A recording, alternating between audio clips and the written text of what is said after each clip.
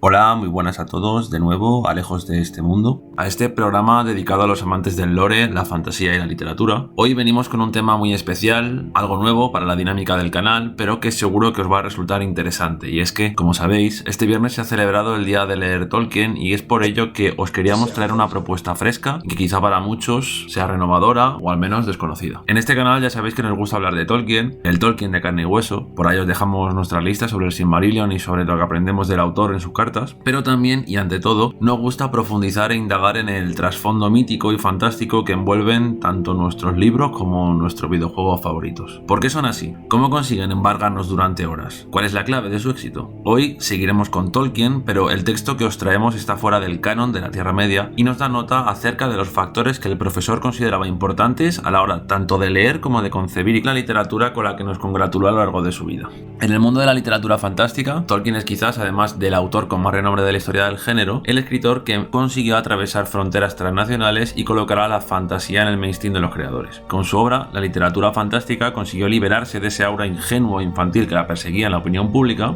y exponerlo como un género en el que se plantean temas serios, cosmologías complejas y cuestiones mitológicas y éticas de gran profundidad y relevancia. Esto, claro, no quiere decir ni mucho menos que las obras escritas hasta ese momento fueran infantiles, pues hablamos de la impresión más extendida del género para el público más amplio. Sobre los cuentos de hadas es un texto en el que nos encontramos de manera manifiesta el testimonio de Tolkien acerca de lo que él consideraba como fantasía, cuáles eran las características del género y por tanto qué es aquello que debía de poseer toda historia para ser considerada como fantástica de un modo eficaz y virtuoso. Recordemos que todo esto será importantísimo para su obra porque son cosas que él ha considerado casi obligatorias al escribir sus historias sobre Valinor, Númenor y toda la Tierra Media. No está de más recordar que Sobre los cuentos de hadas fue un ensayo publicado en 1947, aunque fue redactado en 1939, y que en castellano se haya publicado con la editorial Minotauro en una colección de ensayos de Tolkien llamada Los monstruos, los críticos y otros ensayos. Os vamos a dejar un link con parte de este ensayo. Aunque el análisis que hace el autor del género es pormenorizado y se esfuerza mucho en delimitar sus fronteras a través de un examen histórico, nosotros nos vamos a centrar en algunos puntos para ilustrar el concepto de fantasía con el que trabajó el autor y así conocerle más profundamente. Como muchos ya sabréis, Tolkien, antes que escritor, tenía genes de filólogo y durante los primeros compases del ensayo el autor hará uso de los principales diccionarios de lengua inglesa para enumerar los significados que se le han ido dando al término cuento de hadas, tanto en su presente como a lo largo de la historia. Poco nos sorprenderá saber que sus significados, de los cuales hoy se conservan algunos matices, nos remiten a la fantasía como cuentos infantiles, fábulas inventadas o meras fanfarronerías. Y es que, aunque el género aún no se había inventado como tal, sí que es cierto que algunos autores como Wells, Alan Poe o MacDonald habían realizado obras con cierta atmósfera inventiva que habían sentado los primeros pilares para abrir camino al género tal y como hoy lo conocemos. Para aquel entonces ya se habían publicado recopilaciones de cuentos infantiles como la de los hermanos Grimm, antologías como la de Lang y Lewis Carroll ya había publicado Alicia en el País de las Maravillas. Sin embargo, y aunque estos autores y obras serán referencias a tener en cuenta a la hora de experimentar el género de la fantasía, no nos facilita la definición del género como tal, pues fantasía, con mayúsculas, tal y como él lo menciona, tiene que ver no solo con una serie de temas y personajes proclives a tratarse en estas obras, como elfos, criaturas diminutas, magos, mundos brumosos e indefinidos, sino también a una forma determinada de narrar y de plantear las historias. El cuento, la narración, no solo se define por el tipo de trama trabajada, como por ejemplo ese tipo de tramas épicas de alta fantasía que durante toda su obra abordará Tolkien, sino que también se caracteriza por remitirnos a historias lejanas contadas hace mucho tiempo, a mitos indefinidos como las Aes Sedai, el dragón renacido, tierras situadas en un lugar indeterminado, es decir, que son historias que se nos cuentan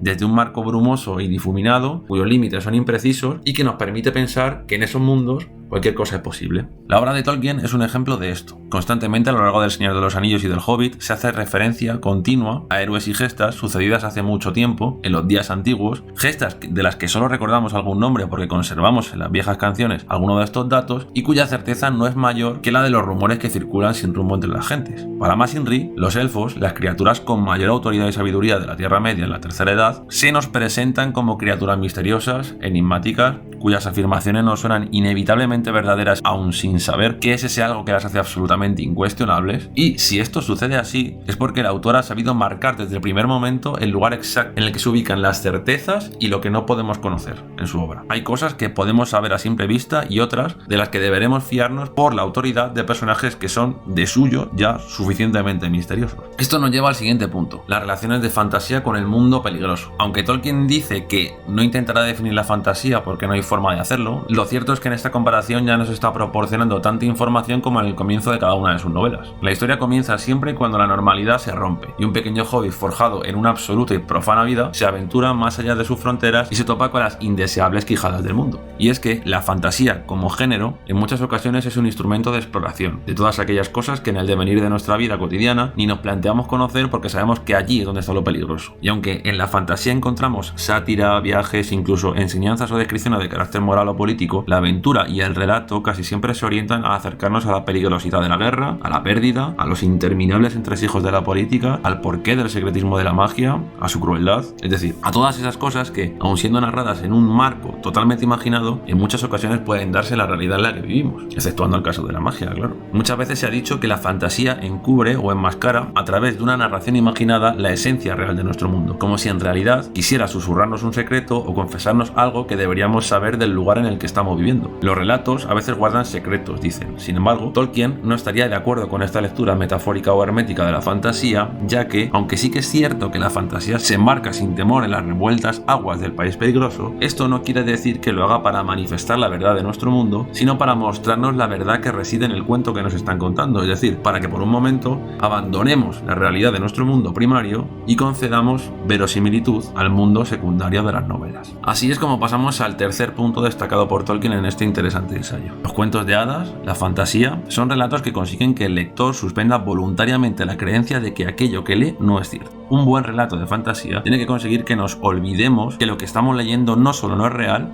sino que ni siquiera es posible en nuestro mundo. Los mecanismos para conseguir que el lector se olvide de esto mientras lee y se deje embargar por la lógica interna del texto pueden ser muchísimos. Desde partir de una situación cotidiana de la vida normal de un muchacho, como en Eragon, en Memoria de Tidún y otras tantas historias de aprendizaje, y que se vaya embarcando al lector en un viaje lento y constante hacia lo mágico, hasta el valerse de aquellas cosas que desconocemos, como vida transmundana, o que tememos y deseamos, como el mundo de los sueños, la inmortalidad, etc. Es decir, para hacer de lo posible no solamente lo probable, sino susceptible de ser creído como real por un ratito. Para Tolkien, esta es la principal característica de un buen relato fantástico: conseguir que tanto el lector como el autor penetren en el texto sin rechazarlo por absurdo o por incoherente. Esto no quiere decir que uno deba obviar valerse de criaturas mágicas o de otros fenómenos prodigiosos al escribir su obra, sino que, tomándolos como tema principal, conseguir que quien lo lee vea en el texto la suficiente coherencia interna y valor en la trama para suspender por un momento la incredulidad que le produciría ver eso en su vida cotidiana. Y se plantea Tolkien: ¿cómo podemos conseguir hacer que lo real parezca fantástico y se nos revele con un rostro encantador, terrorífico, maravilloso? Os voy a leer un pequeño fragmento del texto para que veáis por dónde van los tiros. La mente, es decir, nuestra mente de humano, que pensó en ligero, pesado, gris, amarillo, inmóvil, también concibió la noción de la magia que haría ligeras y aptas para el vuelo las cosas pesadas, que convertiría el plomo gris en oro amarillo y la roca inmóvil en veloz arroyo. Si pudo hacer una cosa, también puede hacer la otra. E hizo las dos, inevitablemente. Si de la hierba podemos extraer lo verde y del cielo lo azul y de la sangre lo rojo, es que ya disponemos del poder de lo encantador, es decir, de trocar lo uno en lo otro. Y es que aquí igual nos ponemos un poco filosóficos, pero si consideramos que normalmente los adjetivos nombran ese tipo de cualidades que no definen la cosa, sino que las caracterizan, y los sustantivos nombran a las cosas mismas, aunque esto no es del todo así, nos topamos con que si modificamos el adjetivo que normalmente suele acompañar a un nombre, de pronto nos hallamos ante un acontecimiento que bien podría ser llamado mágico o al menos fantasioso. Y vamos a poner un ejemplo. No vamos a embarcarnos en qué sea eso de la magia para Tolkien, porque a eso le queremos dedicar otro vídeo, pero si en un relato se dice que de pronto la pesadez y rigidez de la roca se ha transformado en un material ligero y flexible, y que de pronto al atardecer del sol pasa del color naranja al violeta, podemos afirmar sin lugar a dudas que hemos pasado de estar en un entorno natural a uno fantástico. Y es que es así como Tolkien consigue que los árboles de Valinor, Laurelin y Telperion, nos parezcan maravillosos con su rocío de plata y de oro, o con los Maior de Lórien. El cómo resuelve el autor esto en su propio entorno es un asunto complicado y que tendrá que conservar la lógica interna del texto para que el lector no deje de suspender esa incredulidad de la que habíamos hablado antes, y además se acerque a ese mundo como quien disfruta de un hechizo. Pero con esto, Tolkien no solo está queriendo dar un consejo sobre cómo conseguir asociaciones fantásticas, sino que va mucho más allá. Dice que es en nuestra forma de conocer el mundo,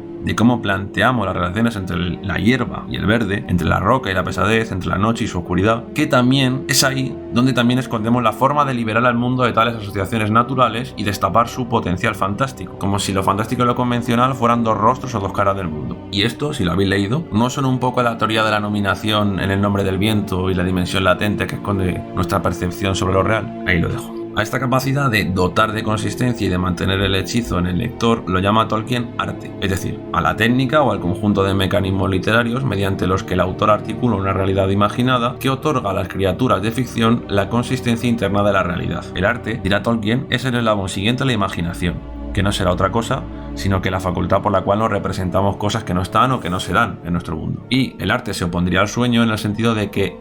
los sueños, no nos garantizan el control, y aunque a veces los sueños sean capaces de embargarnos en esa suspensión de la incredulidad, es decir, de que nos creemos de que los sueños son realidad, su contenido y su forma no nos remiten a un cuento que hemos elaborado intencionalmente y tampoco es que lo creamos de manera voluntaria. Cuando nosotros leemos un libro, suspendemos voluntariamente la incredulidad sobre lo que leemos y decidimos, porque nos encaja, creer en lo que está escrito ahí. Con todo lo dicho, ya podemos ver que para Tolkien la fantasía no es solo una forma de expresión literaria, sino que es una tendencia escrita en nuestra naturaleza humana. El ser humano es creador por naturaleza, desde nuestra infancia como especie hasta algunas de nuestras últimas descripciones de la naturaleza. El ser humano tiende a generar explicaciones en las que lo increíble, lo místico y lo deseable se cruzan en relatos literariamente lógicos, incluso consistentes. Un buen relato fantástico sería aquel que es capaz de trasladar a un lector de su mundo primario convencional al mundo secundario imaginado. Un mundo con la atmósfera quizás difusa en un primer momento, aunque se va definiendo con el paso de la trama y en la que podemos encontrar asociaciones desconocidas en nuestro mundo y que sin embargo nos permiten reinterpretarlo de nuevo a nuestro regreso. Como dijo un gran autor, la literatura es una forma de anticipación de la realidad. Yo, que nunca había estado en una guerra, pude ver la guerra con mis propios ojos porque ya me había adentrado con ella